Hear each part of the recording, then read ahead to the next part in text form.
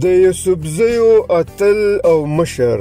ملک میرویس خان یوسفزی.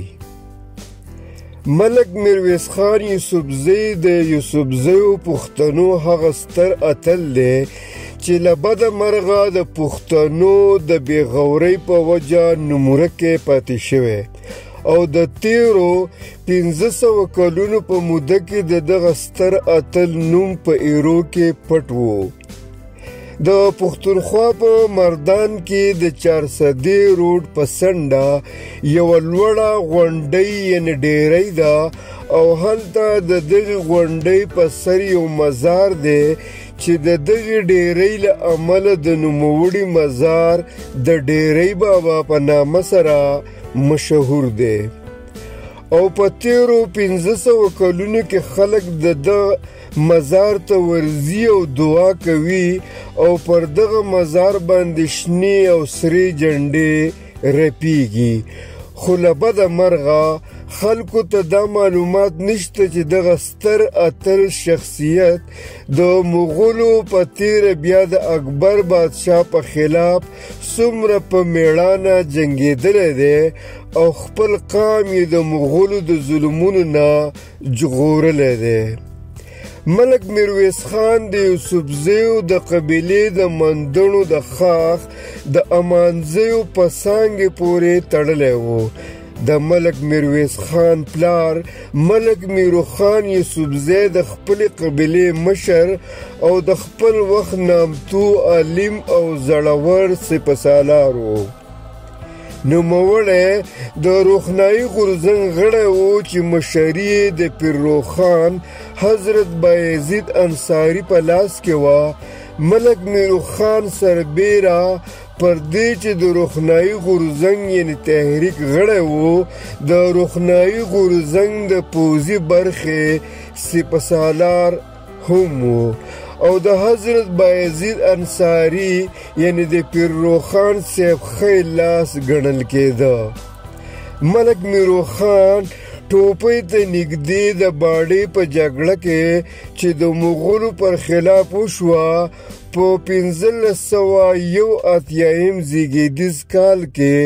له خپلو نورو جنګیالیو ملګرو سره شهید شو.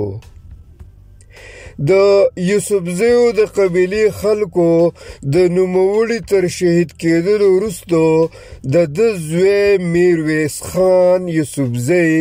د خپلې قبیلې د مشر او سردار په توګه وټاکه او دا هغه وخت و چې د هند مغولي واکمن پر پښتونخوا برید کړی و. پر یوسفزیو ډېر په غوسه و او د دوی ډېر کسان د مغولو په جیلونو کې پراته وو. له یوې خوا مغولو پر یوسفزیو ډېر ظلمونه کول او له بلې خوا وچکالي وه او د غلو دانو قحطي وه او یوسفزي هم په خپلو منځونو کې پر تربګنو دشمنو شخړو او لانجو اخته وو او یو بل یې سره وجل. ملک میرویس خان چې یو با تدبیر انسان و د یوسفزیو مشران او ملکانان لکه ملک غازی خان، ملک کالو خان، ملک عمر خان، الله داد خان، سرګن خان، مکرم خان او ځینې نور مشران یې راغونډ کړل او د مغولو د جنرال زین خان کوکا په منځګړتوب یعنې وساطت یې په نوښار یعنې نوشیره کې ځان اکبر باچا ته ورسوه او د یوسفزیو ټول هغه بندیان یې خوشي کړل چې د مغولي اکبر د پوځونو لخوا یرغمل او په جیلونو کې اچول شوي وو. تر دې وروسته ملک میرویس خان د ټولو یوسفزیو او مندڼو یوه لویه جرګه جوړه کړه او د یوسفزیو ترمنځ یې خپلمنځي شخړو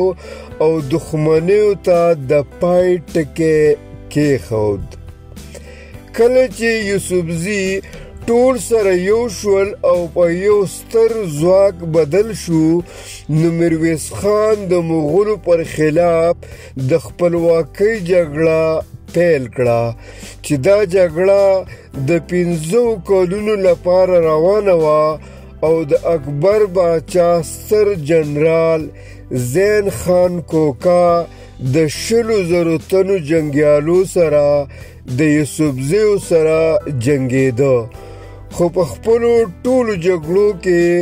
هیڅ بریالیتوب یې په برخه نشو. زین خان کوکا د اکبر نه د یوسفزیو د ټکولو لپاره نور مرسته وغوښتله او اکبر د راجا بیربل او ابوالفتح په مشرۍ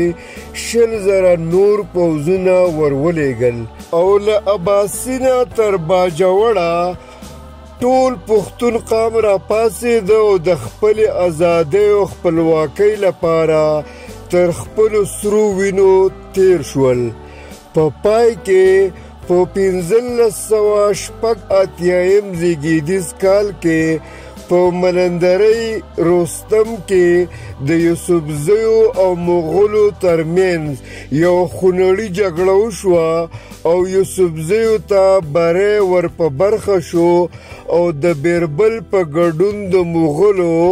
14 پوځي جرنیلان او ډیر شمیر پوځیان چې شمیر یې 60,000 تنو ته رسېدل د یوسفزیو لخوا په غرونو کې ووژل شول او دا د اکبر باچا لپاره ډیره سخته ماتې وه. باید وویل شي چې ملک میرویس خان نه یوازې د یوسفزیو ستر او زړور مشر تیر شوی دی، بلکې نوموړی پر هیواد او خپلواکۍ مین انسان او د خپل وخت ستر عالم و چې د پښتنو په یووالي او د دوی ترمنځ د کینو او بې اتفاقیو له منځه وړلو کې ستر کارونه سرته رسولي دي. لیک فرهاد علي خاور، له اردو نه پښتو ته ژباړه ډاکټر لطیف یاد، ترتیب وړاندیز جان کانجو.